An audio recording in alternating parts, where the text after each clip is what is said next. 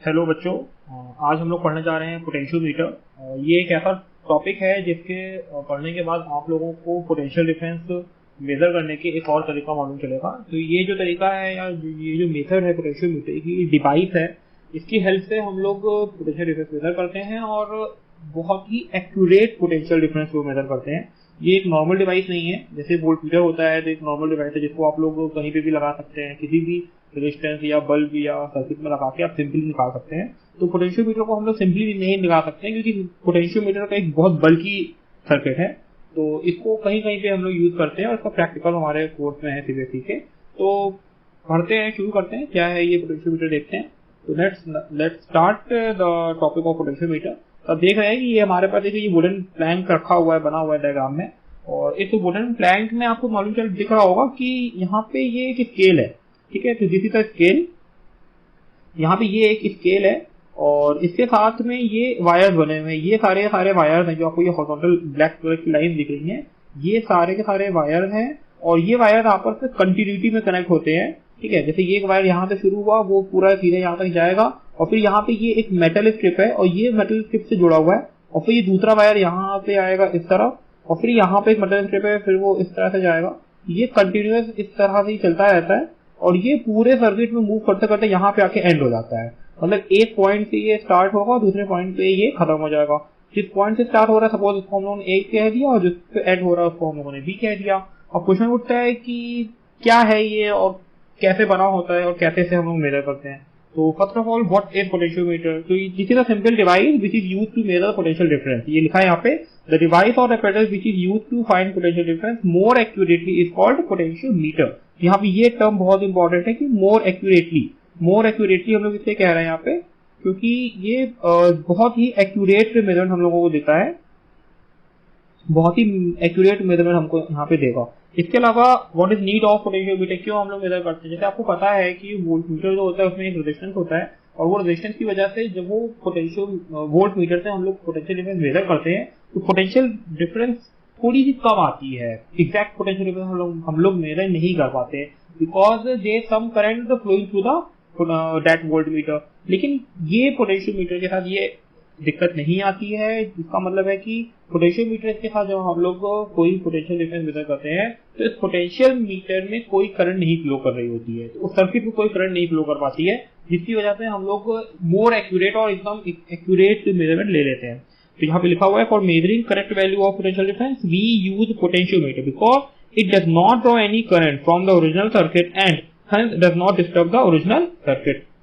Disturb मतलब कि जैसे जब करंट को ड्रॉ करेंगे तो उसके अंदर कुछ करंट कम हो जाएगी रेजिस्टेंस बढ़ने की वजह से, तो वो यहाँ पे चेंजेस नहीं आ पाते हैं। अब क्वेश्चन उठता है इसका प्रिंसिपल क्या है, क्योंकि डिवाइस है तो डिवाइस में हमेशा प्रिंसिपल होती है। तो प्रिंसिपल इसका क्या है कि मैं आपको बताता हूँ, ये आपको मैं यहाँ पे एक्सप्लेन कर देता हूँ थोड़ा सा। देखिए ये यहाँ पे एक वायर है, दिस इज द वायर, जो आपको दिख रहा होगा ब्लू कलर से बनाया गया है। ये एक वायर है जिसमें कोई करंट आई फ्लो हो रही है and the area of cross section of this wire is constant. तो क्रॉस सेक्शन कांस्टेंट है। हमने क्या किया कि दो पॉइंट लिए ए और बी, ठीक है। तो अब सपोज करिए कि अगर हम ए और बी के बीच में वोल्टेज निकालना चाहें तो बहुत सिंपल है, वोल्टेज का फॉर्मूला होता है V is equal to I R, क्योंकि यहाँ पे आई करंट जा रही है और ए और बी के बीच में हम रेजिस्टेंस भी सपोज कर लेते हैं कि आर रेजिस्टेंस है, कैपिटल आर। वो आर की वैल्यू मैंने यहाँ निकाली, R is equal to rho L upon A, ठीक है। अब ये जो वोल्टेज है वी ए बी, इसको हम वी ए बी लिख दे रहे हैं, V A B I R हो गया। आर की जगह पे लिख देंगे हम लोग रो एल अपॉन ए, यहाँ पे हमने लिखा रो एल अपॉन ए, आई इंटू रो एल अपॉन ए। अब देखिए आई, रो और ए ये तीनों चीज कांस्टेंट है, क्योंकि आई कह रहे हैं हम लोग कांस्टेंट है, रो कांस्टेंट होता ही है। वो क्या है यहाँ पे स्पेसिफिक रेजिस्टेंस या resistivity of material. It is only depend on two factor, temperature and nature. यहाँ पे टेम्परेचर भी चेंज नहीं कर रहे हैं, मटेरियल तो कांस्टेंट है भाई हमारे पास। तो आई कांस्टेंट, रो कांस्टेंट, ए हमने पहले बोल दिया था कि area of cross section constant है, तो यहाँ पे ए भी कांस्टेंट हो गया। तो मैंने आई, रो और ए को ब्रैकेट में रख दिया और ये पूरा टर्म, ये जो पूरा टर्म आया है, ये पूरा का पूरा जो टर्म है, ये दिस टर्म इज कांस्टेंट, ये पूरा टर्म कांस्टेंट है। जब ये पूरा टर्म कांस्टेंट हो जाएगा v is directly proportional to l लिख देंगे या v is equal to K L. यहाँ पे जो ये k है इसके बारे में ये लिखा है k is constant of proportionality and it is called potential gradient. इसको हम लोग बोलते हैं पोटेंशियल ग्रेडियंट। यही इसका हमारा मेन प्रिंसिपल है कि अगर हमारे पास कोई वायर है जिसमें कोई करंट जा रही है तो पोटेंशियल जो होता है, पोटेंशियल डिफरेंस जो होता है वो रेगुलर स्टेप में कम होता जाता है और कांस्टेंट कम होता जाता है। इसको अगर हम लोग वर्ड्स में देखें तो वर्ड्स में आप लोग देख सकते हैं, वर्ड्स में हम लोग लिखे हैं यहाँ पे,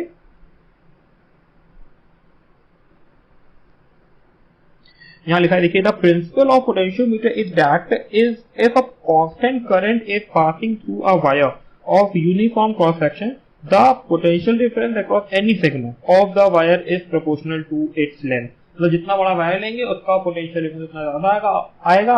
अगर हम उतनी ही बड़े बड़े बहुत सारे सेगमेंट ले लें तो हर सेगमेंट के अक्रॉस पोटेंशियल डिफरेंस सेम होगा।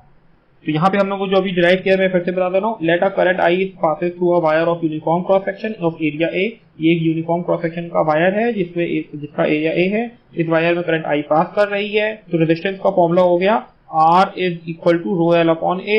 हमने यहाँ पे पोटेंशियल डिफरेंस निकाला ए और बी के अक्रॉस, तो ये पूरा फॉर्मूला लगा के यहाँ तक आएंगे नीचे तक, और लास्ट में हमको मिलेगा V equal to K L where के इज कॉल्ड पोटेंशियल ग्रेडियंट। ये जो के है हमारे पास उसको हम लोगों ने नाम दे दिया पोटेंशियल ग्रेडियंट। ठीक है, अभी पोटेंशियल ग्रेडियंट क्या होता है ये हम लोग आगे देखते हैं। तो इसको समझते हैं क्या है पोटेंशियल ग्रेडियंट। देखिए, potential gradient is defined as potential drop across the wire segment. Means अगर हमारे पास जैसे ये एक वायर है और हमने बहुत थोड़ा लंबा वायर बना लेते हैं और इसमें कोई करंट सपोज कर लीजिए कि आई जा रही है।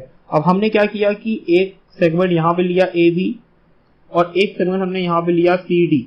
ठीक है, इसकी लेंथ भी एल है और इस सेगमेंट की लेंथ भी एल है, दोनों सेगमेंट की लेंथ सेम है। तो यहाँ पे सपोज कर लीजिए कि अगर पोटेंशियल डिफरेंस मिलता है उसको 10 वोल्ट, सपोज कि हमको पोटेंशियल डिफरेंस ए और बी के अक्रॉस 10 वोल्ट मिलता है, तो सी और डी के अक्रॉस भी अगर हमको पोटेंशियल डिफरेंस 10 वोल्ट मिलता है तो यहाँ पे ये जो टर्म आ रहा है, ठीक है, कि पोटेंशियल डिफरेंस अपॉन लेंथ, इसी को हम लोग क्या बोल देते हैं पोटेंशियल ग्रेडियंट। इसकी यूनिट क्या है वोल्ट पर मीटर और वोल्ट पर सेंटीमीटर। जनरली कैलकुलेशन करते समय हम लोग वोल्ट पर सेंटीमीटर भी ले लेते हैं, ये तो वोल्ट पर मीटर भी लिया जा सकता है।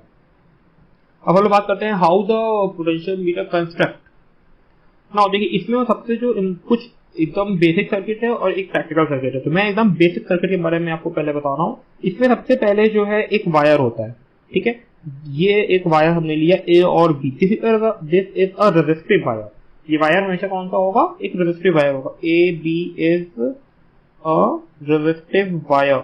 ये रेजिस्टिव वायर जो है बना होता है मैग्नेट का, ऑफ मैग्नेट और कांस्टेंट। जैसे आप लोगों ने देखा था मीटर ब्रिज में, मीटर ब्रिज में जो वायर होता है वही वायर यहाँ पे भी होता है, मीटर ब्रिज और कांस्टेंट। कभी कभी इसको हम लोग नाइक्रोम का भी बना सकते हैं, कोई इसमें दिक्कत नहीं है। ठीक है, अब ये वायर का जो पॉइंट है ए और बी, इसमें हम लोग यहाँ पे ये कॉपर वायर है, ठीक है, ये कॉपर वायर हमने लगाया यहाँ पे। ये ब्लैक वाला जो है वो मैग्नेट और कांस्टेंट या नाइक्रोम का हो गया। अब मैंने यहाँ पे एक कॉपर वायर, ये पर्पल कलर में कॉपर वायर बनाया, एक सेल कनेक्ट किया, सेल के साथ हम लोगों का एक रिहोस्टेट कनेक्ट होगा और एक स्विच कनेक्ट होगा, इस तरह से। ये हमने पूरा सर्किट बना लिया। ये जो ईएफ सेल है इसका ईएमएफ हम लोग रखेंगे ई नॉट, इसको बोलते हैं ड्राइवर सेल। ठीक है, ये रिहोस्टेट है हमारे पास आर एच, इसका जो रेजिस्टेंस है वो आर एच है। अब और ये की है हमारे पास के। ठीक, ये मेरा पूरा सर्किट जो है अच्छे से बन गया। अब आप देख सकते हैं यहाँ पे कि यहाँ पे एक ये स्केल बनाया गया है, दिस इज अ स्केल। ये जो स्केल है क्या काम करता है अभी हम कुछ देर में आपको बताएंगे। कि ये मेरे पास एक तरह का पूरा सर्किट बन गया। हाँ, एक चीज और कि इसमें जो ये वायर ए बी है इसका भी एक रेजिस्टेंस होता है और इसका रेजिस्टेंस हम लोग सपोज कर लेते हैं कि आर नॉट है। ठीक है, अब देखिए ये मेरे पास पूरा तरह से एक कंस्ट्रक्शन ऑफ पोटेंशियोमीटर हो गया। अब आप लोगों ने एक पोटेंशियोमीटर देखा था जिसमें हम लोगों को एकदम स्टार्टिंग में एक डायग्राम से दिखाया गया था हम लोगों को, ये वाले डायग्राम से।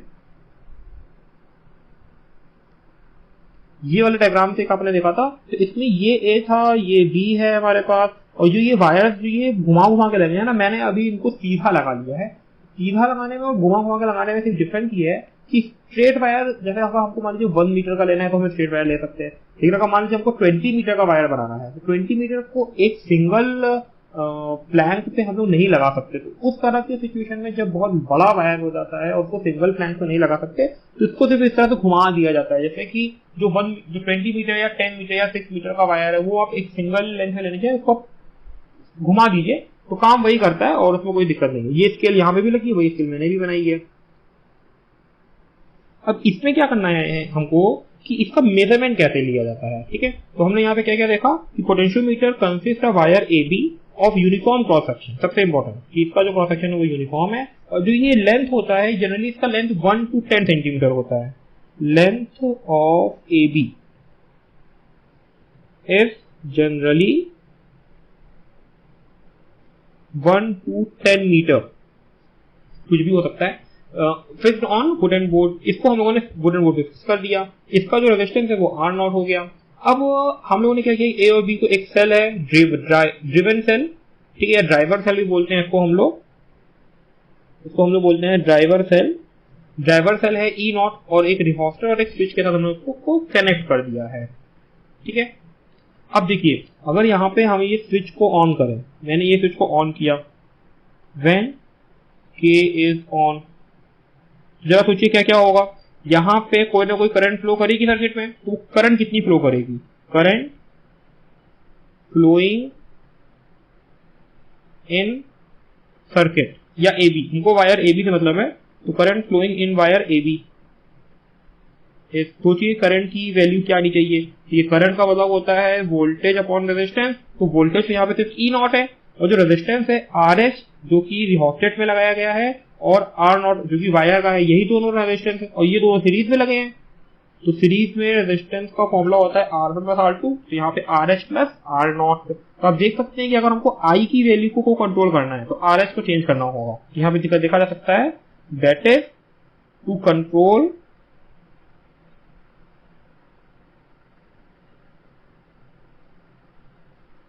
Current in AB।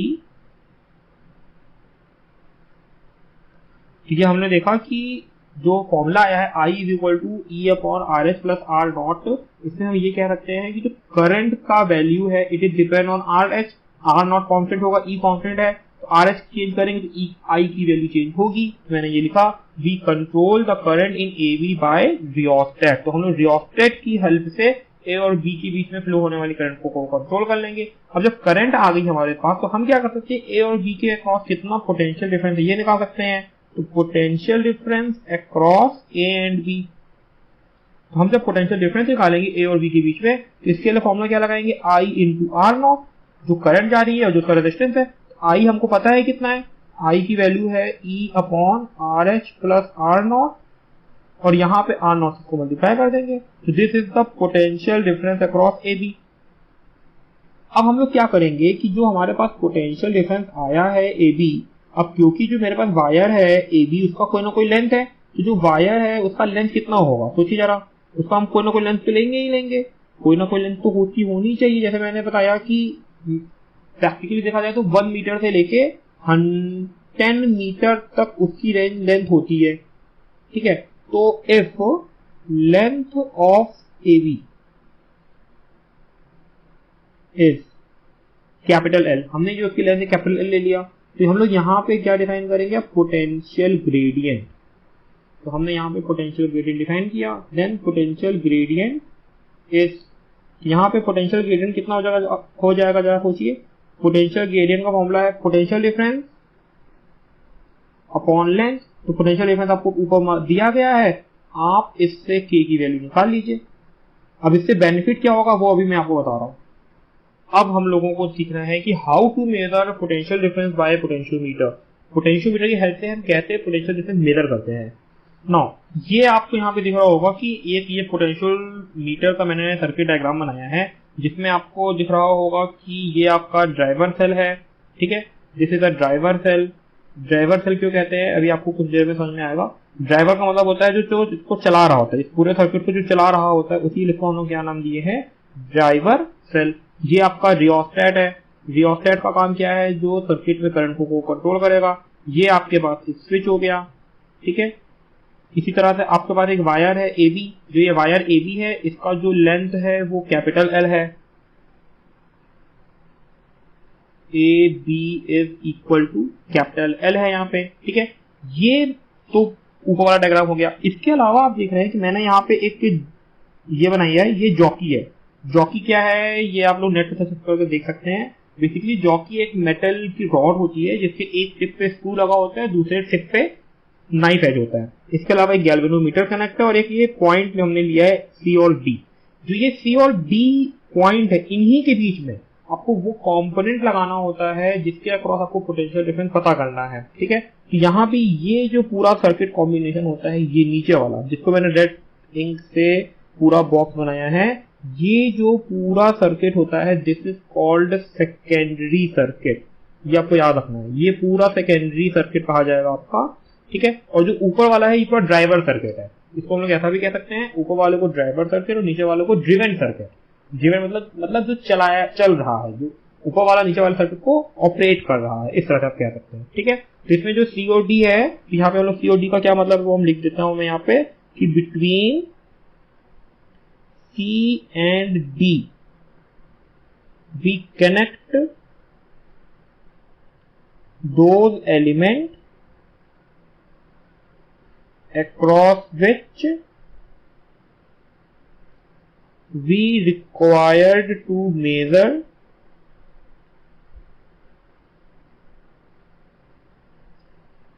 potential difference, ठीक है।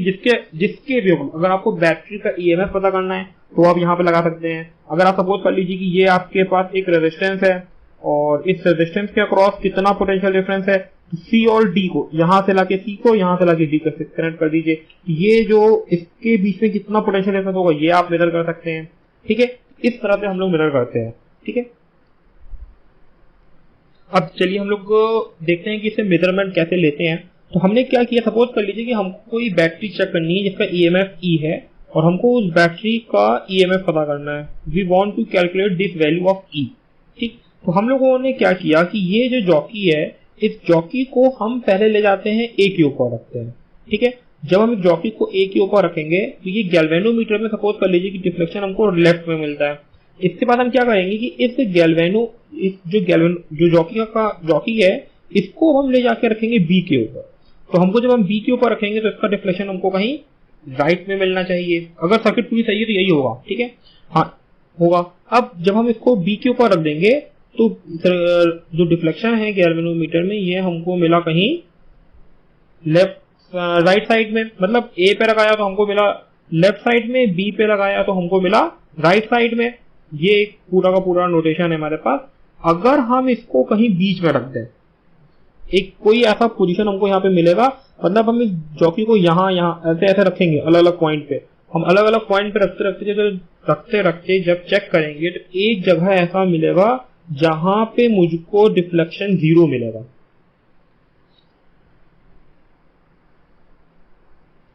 ठीक है। यहाँ पे क्या होगा कि एक पोजीशन ऐसा मिलेगा जहां पे हम जब रखेंगे तो हमको डिफ्लेक्शन कितना मिलेगा, 0 डिफ्लेक्शन मिलेगा मुझको।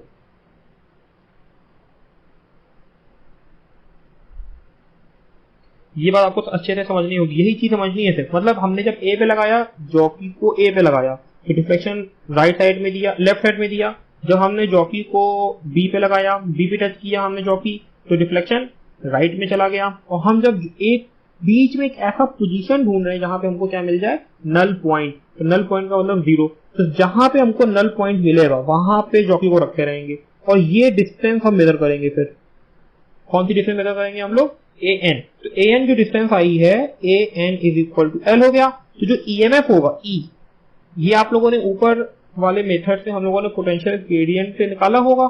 जो पोटेंशियल ग्रेडियंट ऊपर निकाला है वही पोटेंशियल ग्रेडियंट इनटू एल करने से हमको इस रिक्वायर्ड जो एक हम लोगों ने ये ईएमएफ लिया है नीचे, उस ईएमएफ का मुझको पोटेंशियल जो बैटरी लिए मैंने उसका ईएमएफ हमको मिल जाएगा इस मेथड से, ठीक है। यही एक सिंपल तरीका होता है जिससे हम लोग निकालते हैं। मैं एक बार इसको फिर से जरा डिस्कस कर दे रहा हूँ। आप देखिए यहाँ पे एक सर्किट डायग्राम मैंने बनाया है जिसमें ऊपर वाला जो सर्किट डायग्राम है एबी वायर के ऊपर, इसको बोलते हैं प्राइमरी, और जो एबी वायर के नीचे का सर्किट डायग्राम है इसको हम लोग बोलते हैं सेकेंडरी सर्किट। वो जो प्राइमरी सर्किट है उसमें एक सेल लगाया गया है ई नॉट का, उसमें एक रियोस्टेट लगा है RH, उसमें एक स्विच लगा है K और एक रेजिस्टिव वायर AB फिट किया गया है। जो ये रेजिस्टिव वायर है उसका लेंथ हमने लिया है कैपिटल L। अब हमने जो सेकेंडरी सर्किट है इसमें A से C को कनेक्ट किया है और एक गैल्वेनोमीटर के थ्रू जॉकी लगा दिया है मैंने यहाँ पे, और इस गैल्वेनोमीटर के थ्रू मैंने यहाँ पे एक D पॉइंट लिया है। तो ये CD है, इन्हीं दोनों के बीच में हम लोग वो एलिमेंट कनेक्ट करते हैं जिसके अक्रॉस हमको EMF पता करना होता है। तो EMF पता करने के लिए C और D के बीच में सपोज कर लीजिए मैंने यहाँ पे क्या किया कि एक बैटरी लगा दी जिसका EMF हमको नहीं पता है। ये अननोन बैटरी है, अननोन बैटरी। अननोन बैटरी का मतलब जिसका हमको EMF नहीं पता है। अब करेंगे क्या कि बैटरी लगाने के बाद जो ये जॉकी है इसको हम A पे लगाएंगे। जैसे कि मैंने लगाया है A पे लगाया तो डिफ्लेक्शन दिया गया लेफ्ट में। जब हमने इसी जॉकी को B पे टच कराया तो हमको डिफ्लेक्शन मिला राइट में। मतलब A से B तक जाने से हमें एक जगह ऐसा मिलेगा जहां पे डिफ्लेक्शन 0 हो जाएगा। जिस पॉइंट पे डिफ्लेक्शन 0 आएगा उस पॉइंट पे हमने लिख लिया। अब उस पॉइंट A से लेके उस नल पॉइंट के बीच की डिस्टेंस को मैंने क्या लिया, L ले लिया। और ऊपर मैंने यहाँ पे आप देख सकते हैं कि मैंने यहाँ पे पोटेंशियल ग्रेडियंट निकालने का तरीका आपको बताया था। तो जो पोटेंशियल ग्रेडियंट ऊपर निकाले थे वही potential gradient into the length of the null point, the distance of the null point from A, उसको मल्टीप्लाई कर दीजिए तो आपको EMF पता चल जाएगा। इसी तरह से हम लोग किसी सर्किट में किसी रेजिस्टेंस के अक्रॉस पोटेंशियल डिफरेंस भी मेजर कर सकते हैं। कैसे करते हैं वो देखिए।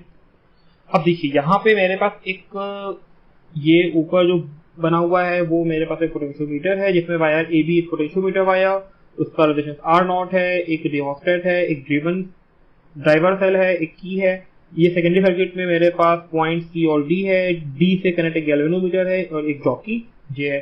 उसके नीचे एक ये मेरे पास सेकेंडरी सर्किट है जिसमें दो रेजिस्टेंस है R1 R2। ये किसी बैटरी E के साथ जो है वो कनेक्टेड है और एक यहाँ पे सर्किट में स्विच लगा हुआ है K'। अब हमको क्या करना है कि क्वेश्चन में कहा गया है कि find potential difference across R1। हमको R1 के अक्रॉस पोटेंशियल डिफरेंस पता करना है। तो कुछ बहुत सिंपल, सबसे पहले C को इधर वाले पॉइंट से और D को यहां से कनेक्ट कर दीजिए। जिसके क्रॉस पोटेंशियल डिफरेंस पता करना है उन दोनों को C और D के बीच में लगा दीजिए। अब स्विच K' को ऑन कर दीजिए। K' and K both on, दोनों को ऑन कर लीजिए। ठीक है, पहले वाले मेथड से जैसे हम लोगों ने पोटेंशियल ग्रेडियंट निकाला था वैसे ही हम लोग पोटेंशियल ग्रेडियंट निकाल लेंगे। अब फिर पहले J को जो है जॉकी J जो है उसको हम लोग कहां पर रखेंगे, A पे। J जॉकी को A पे रखेंगे। जब A पे रखेंगे तो हमको सपोज कर लीजिए कि डिफ्लेक्शन मिला लेफ्ट। फिर जॉकी को हम लोग कहां रखेंगे, B पे रखेंगे तो हमको वहां पे डिफ्लेक्शन मिलेगा राइट। ठीक है, फिर हम जॉकी को एक ऐसा पॉइंट ढूंढेंगे जहां पे हमको डिफ्लेक्शन 0 मिले। तो let the jockey is at N such that deflection in galvanometer is 0. Deflection in galvanometer is 0. अब जब डिफ्लेक्शन इन गैल्वेनोमीटर 0 हो गया मतलब गैल्वेनोमीटर से कोई करंट नहीं पास हो रही। सपोज कर लीजिए कि ये मैंने लिया और मैंने यहाँ पे रखा था तो इस पर्टिकुलर पॉइंट पे मुझको नल पॉइंट मिल गया होगा। तो वो नल पॉइंट है जहां पे डिफ्लेक्शन 0 मिलता है, उसी को हम लोग क्या बोलते हैं, नल पॉइंट। अब हमको नल पॉइंट पता चल गया तो अब हम क्या करेंगे, A से लेके N तक की डिस्टेंस को मेजर कर लेंगे क्योंकि इसके ऊपर स्केल लगा होता है। यहाँ पे जो हमने पहले बताया है, यहाँ पे डायग्राम में नहीं बनाया स्केल, लेकिन ये अंडरस्टूड है कि यहाँ पे डायग्राम मतलब स्केल होगा, हमेशा होगा स्केल हमेशा बना होता है। तो स्केल से हम लोग क्या करेंगे, A और N के बीच की डिस्टेंस को मेजर कर लेंगे। सपोज उसकी डिस्टेंस Li। अब जो पोटेंशियल डिफरेंस R1 के अक्रॉस होगा वो पोटेंशियल डिफरेंस हमको मिल जाएगा KL की वैल्यू को रखने पे। इस तरह से हम लोग सिंपली जो है यहाँ पे पोटेंशियल डिफरेंस मेजर कर लेते हैं। ये हमारा पॉइंट है जो हमको मतलब ये हमारा तरीका है कि कैसे हम लोग पोटेंशियल डिफरेंस मेजर करते हैं with the help of potentiometer. तो हम लोग इसके में आगे बढ़ते हैं। They are the some application of potentiometer. तो जिसमें हम लोगों का पहला एप्लीकेशन आता है, ऐसा एक चीज और हमको ध्यान रखनी है कि जैसे दो तरह के यहाँ पे सेल हैं, एक है ड्राइवर सेल और एक है ड्रिवन सेल।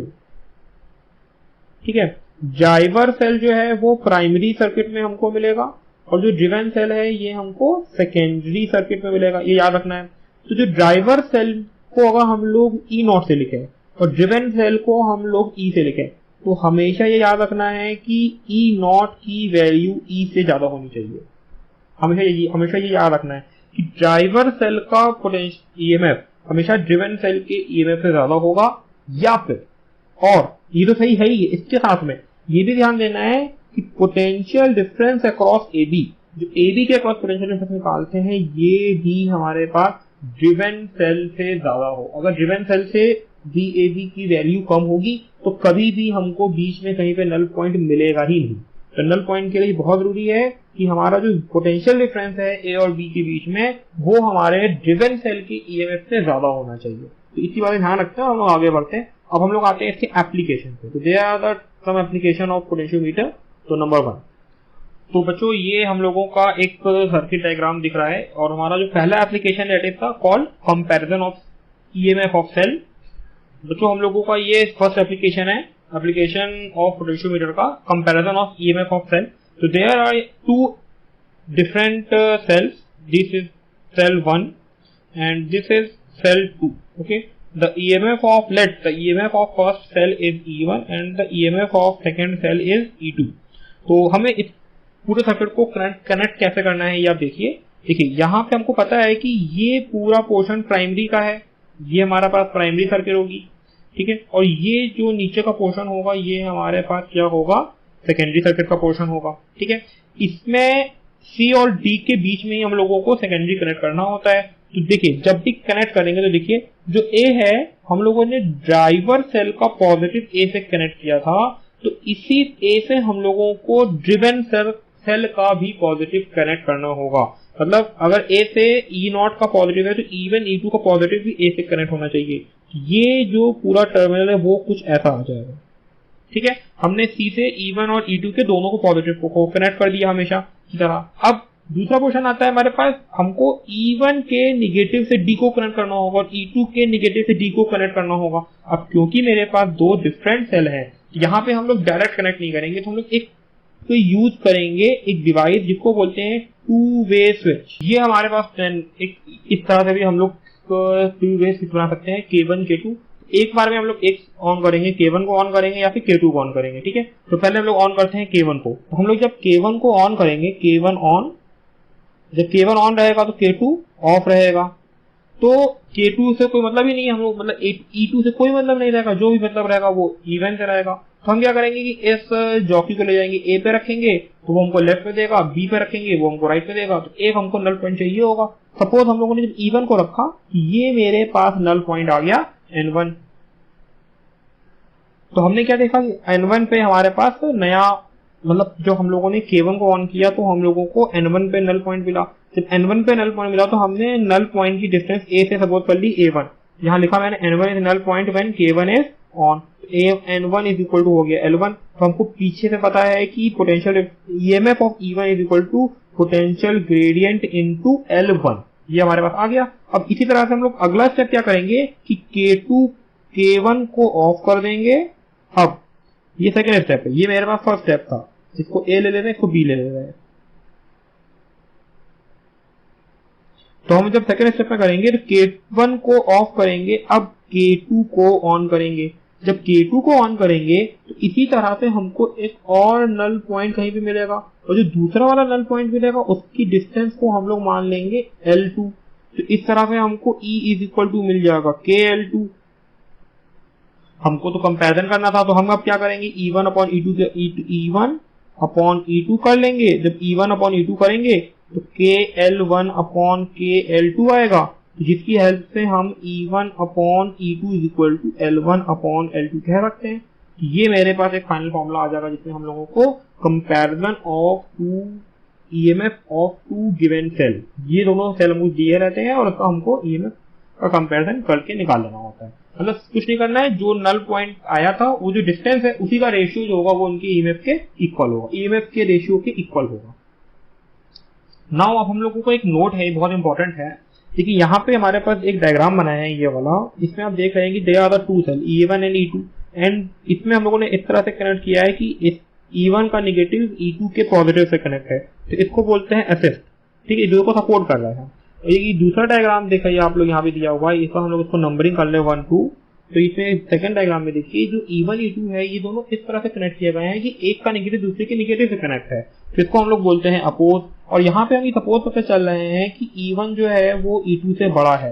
तो हम लोग जब इस तरह के दो सेल को आपस में सीरीज में कनेक्ट कर दें, मतलब एक बार अपोज करते हुए और एक बार अपोज करते हुए और एक बार असिस्ट करते हुए, और फिर हम लोग वहां पे नल पॉइंट निकालें। सपोज कर लीजिए कि E1 E2 जब असिस्ट कर रहे थे तो यहाँ पे नल पॉइंट आया L1, ये देखिए लिखा है यहाँ पे, if E1 is greater than E2 and both are connected in series, if balancing length is L1 when cell assist each other and when it is L2 when they oppose each other। मतलब जब assist कर रहे थे तो null point L1 पे आया और जब अपोज कर रहे थे तो नल पॉइंट E2 पे आया। यहाँ पे इसको लिखा जाएगा इस तरह, E1 प्लस E2। जब असिस्ट कर रहे थे तो EMF ऐड हो जाएगा E1 प्लस E2 और ये हो जाएगा KL1। सिमिलरली जब दोनों अपोज कर रहे थे तो यहाँ पे EMF हो जाएगा net EMF E1 minus E2 और ये हो जाएगा KL2। अब यहाँ पे रेशियो निकालना है इसका, तो E1 plus E2 upon E1 minus E2 is equal to KL1 upon KL2। K से K कैंसिल हो जाएगा तो L1 अपॉन L2 मिल जाएगा। लेकिन हमको EMF चाहिए होता है E1 और E2 के बीच में, हमको वैल्यू चाहिए होती है E1 और E2 के बीच में। तो इसको हम लोग एक फॉर्मूला होता है उससे हम लोग सॉल्व कर लेते हैं कॉम्पोनेंडो डिविडेंडो लगा के। कॉम्पोनेंडो डिविडेंडो ये एक रूल होता है। ये रूल क्या कहता है, मान लीजिए A upon B is equal to X upon Y है, तो इसको हम लोग इस तरह से लिख सकते हैं A plus B upon A minus B is equal to X plus Y upon X minus Y। ये हमारे पास कॉम्पोनेंडो डिविडेंडो रूल होता है, इससे हम लोग सॉल्व कर लेते हैं। तो हम जब इसको लगाएंगे तो ये वाला जो फॉर्मूला है ये हो जाएगा हमारे पास E1 plus E2 plus E1 minus E2 divided by E1 plus E2 minus E1 plus E2। अब देखिए ये पूरे को आप A ले लीजिए और इस पूरे को आप B ले लीजिए, तो A plus B upon A minus B करके देखिए ये चीज बनेगी। फिर दूसरी तरफ X अपॉन Y है तो ये आपका X हो जाएगा, ये आपका Y हो जाएगा, ठीक है। तो यहाँ पे हम जब करेंगे इसको ये आ जाएगा L1 plus L2 L1 minus L2। ऊपर देखिए E2 से E2 कैंसिल, E1 से E1 कैंसिल, यहाँ पे आ जाएगा E1 upon E2 is equal to L1 plus L2 upon L1 minus L2। ये वाले से हम लोग डायरेक्ट भी इस तरह से लिखा जा सकता है और इससे हमको रेशियो ऑफ टू EMF आ जाता है। ये बहुत ही इंपॉर्टेंट नोट है, इससे भी हमको कुछ क्वेश्चन मिलते हैं। तो ठीक है, चलिए तो ये हमारे पास एक एप्लीकेशन हो गया comparison of two EMF of cell. अभी अगला आएगा हमारे पास, वो आएगा finding out the internal resistance of given cell.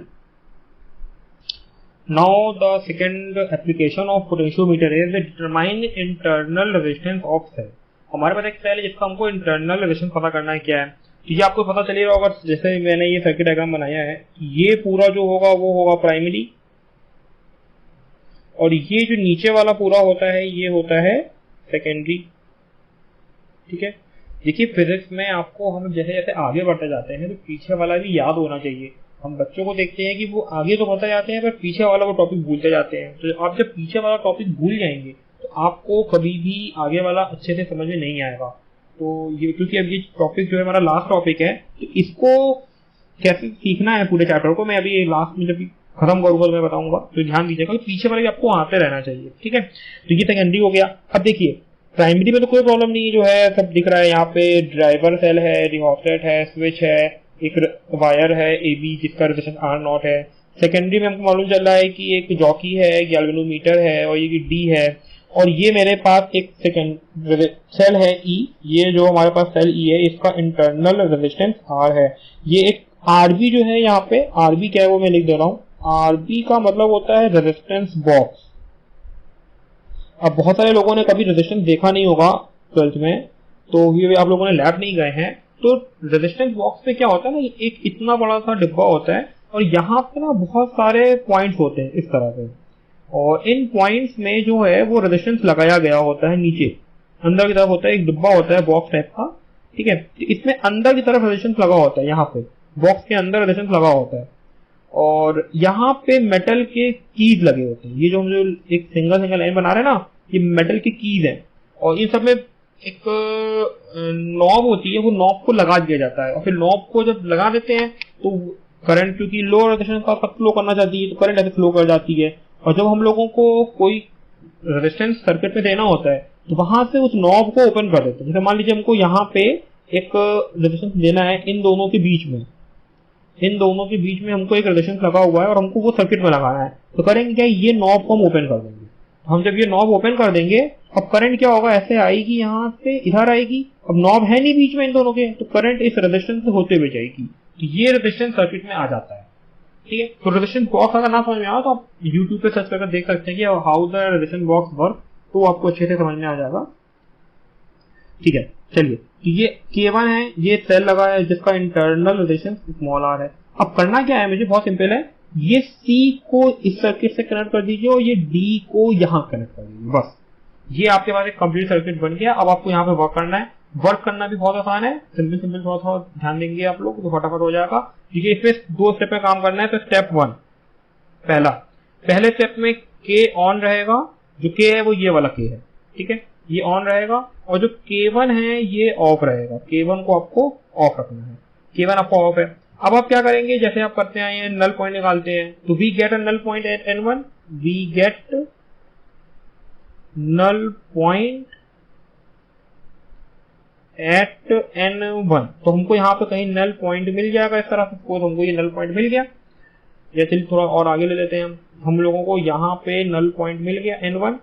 ये जो नल पॉइंट मिलेगा इसकी कोई डिस्टेंस होगी L1, हमने डिस्टेंस भी ले ली L1, तो हमको पता है, क्योंकि देखिए अभी इस सेकेंडरी वाले सर्किट में K1 ऑफ है। जब K1 ऑफ है तो ये रेजिस्टेंस बॉक्स का जो रेजिस्टेंस है वो सर्किट में नहीं होगा, सेकेंडरी सर्किट पे, तो कोई करंट नहीं फ्लो होगी। अभी हम लोग जो मेजर करेंगे वो डायरेक्टली हम लोग इसमें ईएमएफ को मेजर करेंगे, जो ये सेल का ईएमएफ है वो हमको मेजर हो जाएगा। फिर जो स्टेप 2 है इसका, अब हम लोग K ऑन रहेगा, K1 भी ऑन रहेगा, और K1 में कोई ना कोई रेजिस्टेंस दिया रहेगा।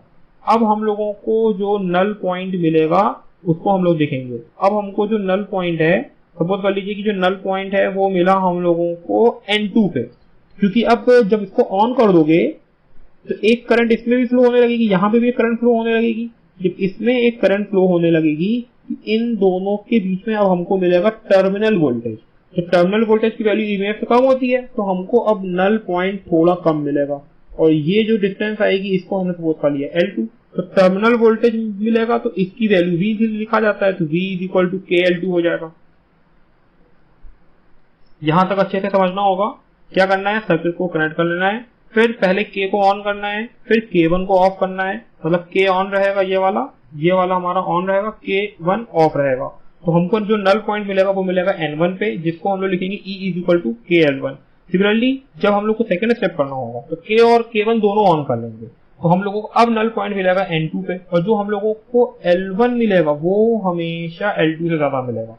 क्योंकि जब हम लोगों ने K1 को ऑन कर दिया तो इसमें एक करंट फ्लो होने लगी। जब ये करंट फ्लो होने लगी इस सर्किट में, तो यहाँ पे जब करंट फ्लो होने लगेगी सर्किट में, इस सर्किट में एक करंट फ्लो होने लगेगी इस तरह से, तो इन दोनों टर्मिनल, ये जो C और D है, इन दोनों के अक्रॉस हमको अब मिलेगा टर्मिनल वोल्टेज। पहले क्या मिल रहा था, जब K1 ऑफ था, K1 जब ऑफ था तो हमको मिल रहा था EMF, लेकिन जब K1 ऑन हो जाएगा तो हमको क्या मिलेगा, टर्मिनल वोल्टेज। तो terminal voltage V is equal to KL2, तो हम लोगों को E और V की वैल्यू मिलेगी KL1 और KL2, तो E upon V is equal to हो जाएगा L1 अपॉन L2। अब जरा आप चेक करिए, तो E है वो क्या है, EMF ऑफ सेल, और V क्या है, टर्मिनल वोल्टेज। ठीक है, जो ये वाला जो हमारे पास डायग्राम है, इसमें ये जो रेजिस्टेंस है ये R है। अगर ये रेजिस्टेंस R है तो और करंट इसमें I फ्लो कर रही है, सपोज कर लें करंट इसमें I फ्लो कर रही, तो हम लोग लिख सकते हैं E is equal to I capital R plus small r, और V इज इक्वल टू लिख सकते हैं I इंटू R।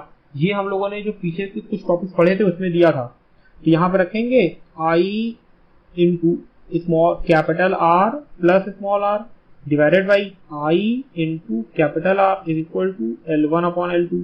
यहां से आप इस इक्वेशन को जब सॉल्व करेंगे अच्छे से और समझेंगे, तो यहां से आपको R इज इक्वल टू मिल जाएगा capital R L1 upon L2 minus 1। अब ये आपका काम है, थोड़ा सा आप खुद सॉल्व करके देखेंगे तो ये आपको मिल जाएगा यहाँ से। ठीक है, या फिर इसको आप ऐसे भी लिख सकते हैं R L1 minus L2 upon L2। तो कुछ किया नहीं है, वो मैंने एलसीएम ले लिया। इस मेथड से आप लोगों को internal resistance of given cell के बारे में मालूम चल जाएगा। Now the third application of potentiometer is comparison of resistance. यहाँ पे आपको दिख रहा होगा कि ये एक सेकेंडरी सर्किट है हमारे पास, और इसमें यहाँ पे दो रेजिस्टेंस लगे हैं R1 R2, और ये एक सेल है E रियोस्टेट और एक स्विच K प्राइम के साथ ही कनेक्ट किया गया है। तो हमको यहाँ पे R1 अपॉन R2 की वैल्यू पता करनी है। ठीक, तो इसको वो कैसे निकालते हैं, देखिए ये भी बहुत आसान है। क्योंकि आपको ये दिख रहा होगा कि अगर हम इस K को ऑन कर दें, K प्राइम को, तो इसमें एक करंट एस्टैब्लिश हो जाएगी सेकेंडरी सर्किट में, और करंट की वजह से हमको एक्स वाई और वाई जेड के अक्रॉस हमको जो है एक पोटेंशियल डिफरेंस मिल जाएगा। तो हमें क्या करना है कि एक्स वाई के बीच में हम पोटेंशियल डिफरेंस पता कर लें, वाई जेड के बीच में पोटेंशियल डिफरेंस पता कर लें, और उन दोनों का रेशियो निकाल लें। तो वही उन दोनों R1 R2 की वैल्यू होगी, क्योंकि ये R1 R2 दोनों सीरीज में है, तो करंट दोनों में सेम ही जा रही होगी। तो पहले हम लोग निकालते हैं एक्स और वाई के बीच में पोटेंशियल डिफरेंस। सबसे पहले potential difference across X and Y. अब जब एक्स और वाई के बीच में पोटेंशियल डिफरेंस की बात करेंगे, तो हम लोग C को X से कनेक्ट कर देंगे और D को Y से कनेक्ट कर देंगे, तो हमको नल पॉइंट मिल जाएगा। पोटेंशियल डिफरेंस ये पहला पॉइंट है अक्रॉस X एंड Y, तो therefore we get N1 as null point. हमको यहाँ पे नल पॉइंट जो है वो कहाँ मिल गया, N1 पे मिल गया। तो यहाँ पे जो वैल्यू आएगी N1, सपोज कर लीजिए ये यहाँ पे N1 आया, ये जो N1 होगा वो L1 के इक्वल होगा। तो यहाँ पे आप लोग को potential difference across X and Y जब निकालेंगे, तो ये आपका आ जाएगा KL1। सिमिलरली अब हम लोग पोटेंशियल डिफरेंस निकालते हैं Y X और Z के बीच में निकालते हैं। चलिए, potential difference across X and Z, ठीक है, हमने X और Z के बीच में निकाला। तो हम जब X और Z के बीच में निकालेंगे तो करेंगे कि ये वाला जो टर्मिनल है D और X वाला जो कनेक्ट था, इनको तोड़ते हुए हम D और Z को जोड़ देंगे। पहले CX और DY जोड़ा था, अब CX वैसे ही रहेगा, सिर्फ DZ को हम लोग जोड़ देंगे। तो जब DZ को जोड़ देंगे तो R1 R2 जो है वो सीरीज में लगे हुए हैं, तो रोटेशन बढ़ने की वजह से हमारे पास अब जो नल पॉइंट मिलेगा वो कुछ बड़ा नल पॉइंट मिलेगा। और जो ये नया वाला नल पॉइंट आएगा, सपोज वो L2 डिफरेंस पे आता है, तो यहाँ पे N2 क्या हो गया, नल पॉइंट। जब N2 यहाँ पे नल पॉइंट हो गया, तो यहाँ पे potential difference across X and Z ये हो जाएगा हमारे पास KL2। हमको वैल्यू कितनी चाहिए, R1 बाई R2 की। तो यहाँ पे जब दोनों डिवाइड करके देखिए, X Y V of X Y upon V of X Z is equal to KL1 upon KL2। Solve करके देखते हैं क्या आएगा।